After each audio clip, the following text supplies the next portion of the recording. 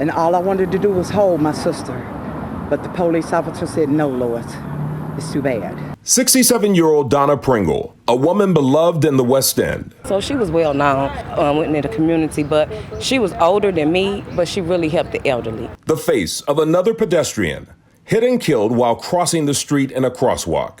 And it doesn't have to be this way. That's what's so frustrating. It doesn't have to be that way. On this edition of Let's Talk Cincy, the lives lost and families affected by deadly pedestrian accidents. What's being done to make the streets of the Queen City safer?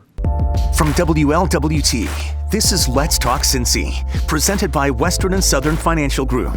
Put our financial strength behind you. Hello, everyone. I'm Curtis Fuller. Once again, tragedy has sparked a call to action. A senseless death is now forcing us to talk again about something we've been talking about for many years: pedestrian safety. Nationally, the number of pedestrians killed is the highest it's been in more than 30 years, according to the Governor's Highway Safety Association. And in the past 10 years, fatalities have increased more than 50%. If the numbers don't get your attention, maybe the story of Donna Pringle will. You took my sister's life away from her and us. I can't get that back. Friends and family of 67-year-old Donna Pringle held a vigil on Lynn Street, not far from where the woman was hit by a car this past Friday. I spoke with Pringle's sister, Delores. We got up here, and all I wanted to do was hold my sister. But the police officer said, no, Lois, it's too bad. Donna Pringle was pronounced dead at the scene. Pringle was walking in a marked crosswalk when she was struck by a car driven by a 25-year-old woman. You got to learn that you got to stop at crosswalks. You know, this is probably about the third or fourth accident here at this intersection. It's just a bad place. Pringle lived her entire life in the West End. Everyone called her Miss Donna.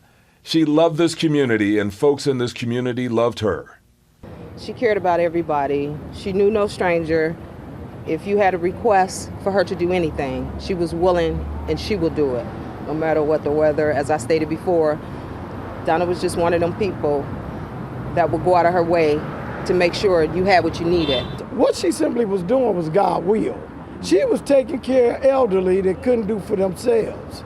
And we forget about the significance of the small things of life that one might do for somebody that people don't think that is that big, but when that person's gone, we find out it's humongous. It's big.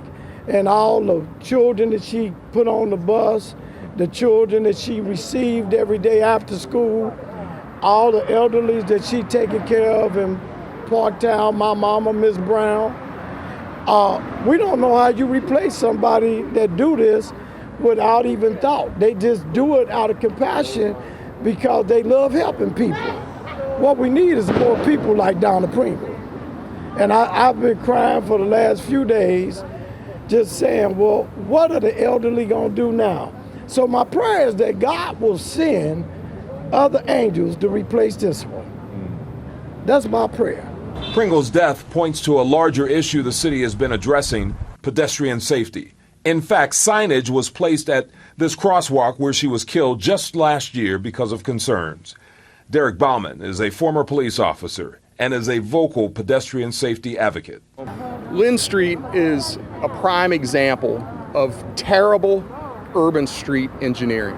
There's absolutely no reason that this street needs to be 7 lanes wide through a neighborhood where we have a recreation center that attracts all kinds of kids after school. Taft is down here, the recreation center's there. Kids cross there all the time, along with older folks like Miss Donna and others. The street is built for speed, and this was done in the 60s with urban renewal and all of that. And so this was built for cars to drive through at high speeds, and unfortunately, Miss Donna is not the first person to die here. So subsequent to other folks being hit, we had some improvements with the yellow flashing lights, and the signs, but it's simply not sufficient. And this is one of the most dangerous streets in the city of Cincinnati, and it is so dangerous because of how it's designed and how that design leads people to drive through here at a high rate of speed like they're on a highway. It looks like a highway. People texting, talking on their cell phones, not paying attention. You know, I think that is a big problem, and you have a lot of the youngsters, they speed up and down these streets. I think they need to apply speed bumps. So if you go too fast, your car is going to want to stop. And I think that would really help this community and several others if they apply speed bumps in places that they know that there are speeding problems. People don't understand what it means to stop for pedestrians, and pedestrians have the right of way. If you see a car stopped, that car and it's in front of a crosswalk, it ain't just stopped. It means somebody's coming across the street, and the person on the other side, 9 times out of 10, will come flying by, not stopping as that other car had stopped. People need to slow down. Speed limit say 25. You ain't got the jet. Your destination where you're going is going to be there whenever you get there. It's not going anywhere. It's going to be there when you get there. And you do not have to do this.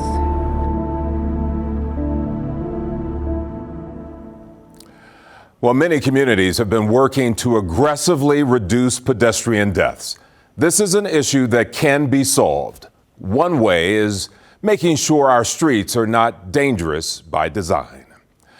Up next on Let's Talk Cincy, the plan on the books in the Queen City to make streets safe for everyone.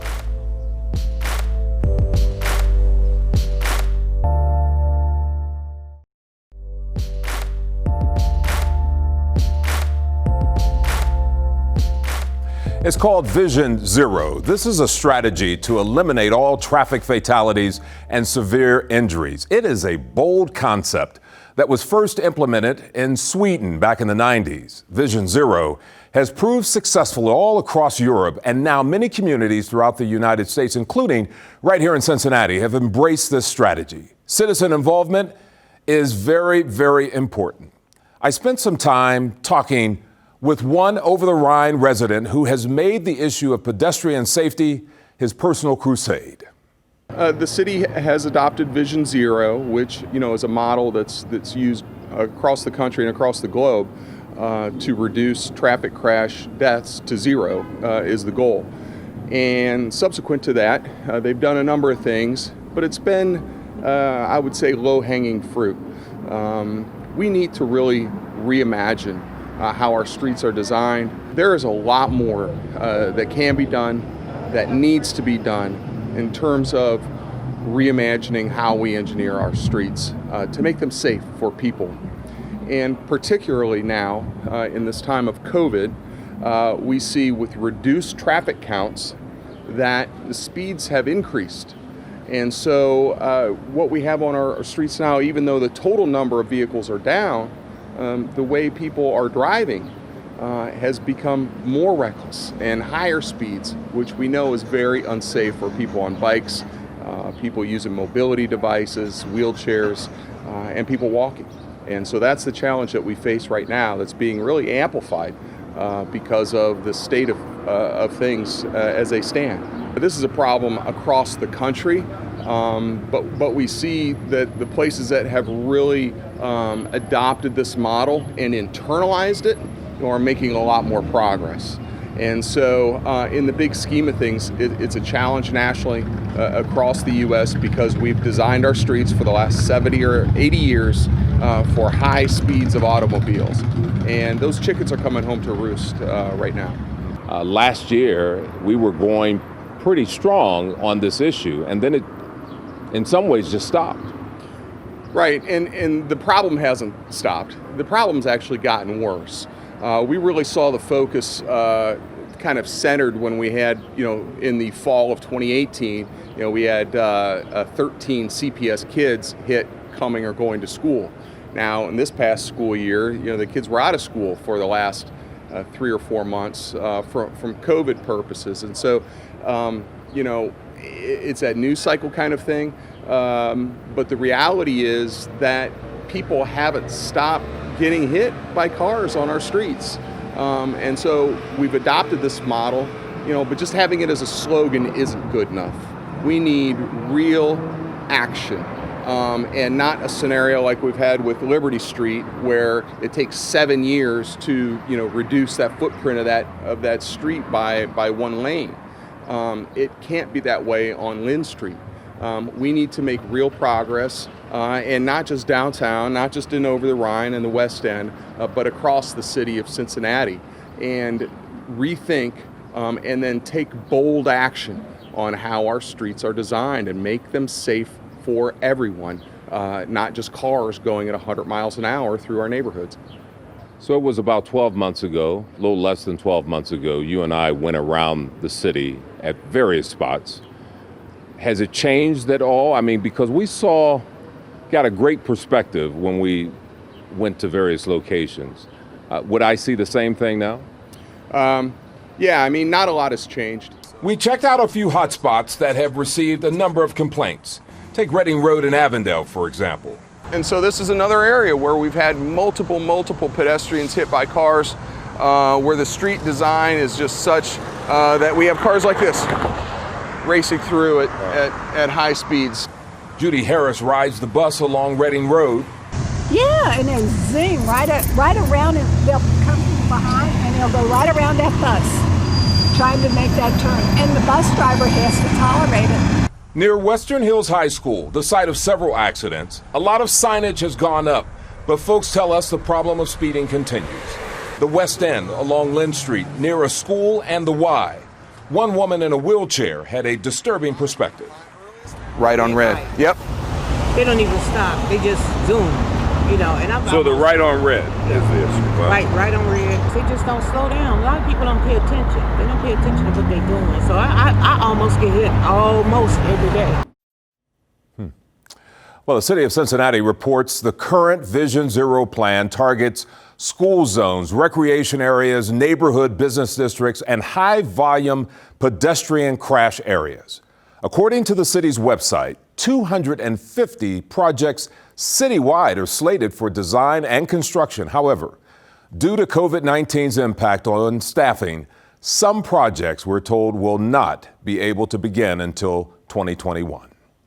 Next, a pedestrian accident caught on video. The victim in the same Lynn Street crosswalk. The story in her own words when Let's Talk Cincy returns.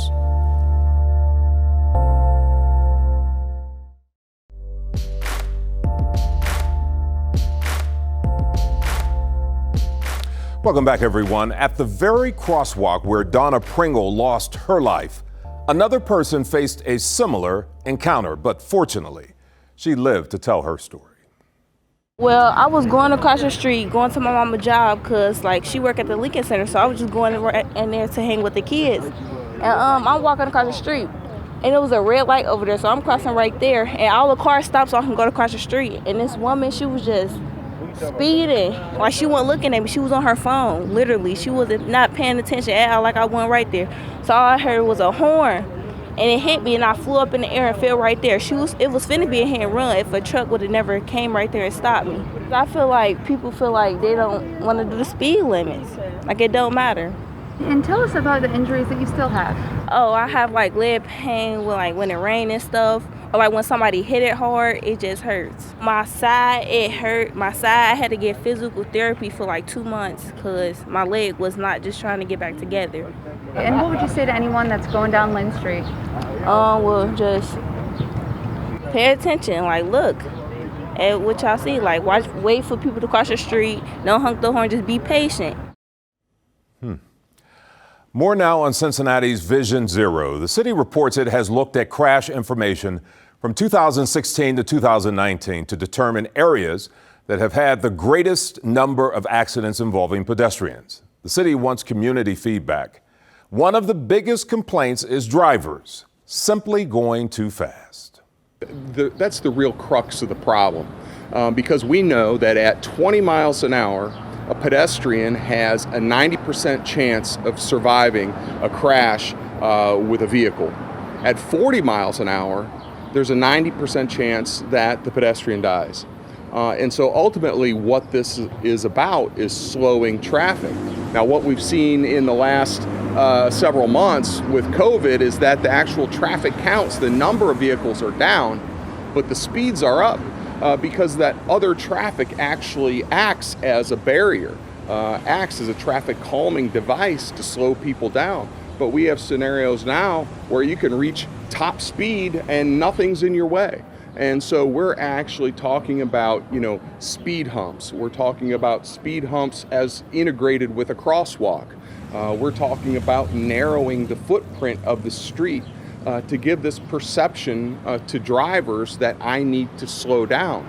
When a street is designed like an airport runway, people just naturally drive like it's an airport runway. And so, it could be 60, 70, 80, 100 miles an hour, it doesn't matter. And that's where and then now you add in other factors of, I'm on my phone and doing things like that, not paying attention. And, all of these things, this confluence of events then put cars and car drivers in, in conflict with other road users who have every right to be there. And so what we're looking to do ultimately is slow people down. And we know that the way we engineer our streets, how our streets are designed, is the number one factor in achieving that goal. People should know that you come to this advocacy honestly. Talk about your background as a former police officer. I was a police officer for 26 years. Retired in 2016. Most of that time with the city of Mason, but I live here in over the Rhine, Cincinnati, for the last decade. And it was always, kind of odd to me how I heard about working in Mason, about what a safe community it is. But yet I spent my day many times going from crash to crash to crash to crash, seeing the outcomes, seeing, people, killed, hurt, maimed, and injured. And even though it wasn't by a shooting or by something else necessarily, although that happened on occasion, we had this pandemic really of crash violence occurring on our streets, and it was just, it just kind of, how things are. It's just what we do. We drive everywhere, and it happens. And so that's when it really started to synthesize for me the thought process around, it doesn't matter if someone is shot and killed, or like unfortunately last week we had the situation in the West End where this life is taken by a vehicle and by a car driver. It doesn't matter. It's the same thing. It's violence, and so we don't have to just stand by and say it's okay. Nationally we have 35 to 40,000 people killed every single year. And hundreds of thousands of injuries and serious injuries, and at great economic cost as well. There's so many terrible outcomes to this, and it's because of how our culture has kind of evolved, but that's really only been over the last 60 years. And so what I'm saying is we know how our cities were designed. It doesn't have to be this way. We got away from it, and we need to go back to it. Now, if you have a concern in your neighborhood, maybe it's speeding or there's a need for a crosswalk or flashing lights, you have the opportunity to address those concerns by going to the city's website and the Vision Zero safety map. Well, coming up, let's talk about what's next for the Black Lives Matter mural and why some believe it should become the next safe space for pedestrians. The Black Lives Matter mural down in front of City Hall, a powerful message of unity and hope. It's now sending another message one pedestrian safety advocates say could save lives. I am pleased with the conversations that people really don't know about that's happening behind the scenes that say, how can we bring some of what you want to reality? A concrete canvas, one block in front of City Hall. 16 lead artists produced this mural. A statement of our times. Black Lives Matter. But what we've asked is for this area to actually become a pedestrian plaza. So the only thing it actually stops is that walkway right there, and it doesn't stop that because we want foot traffic.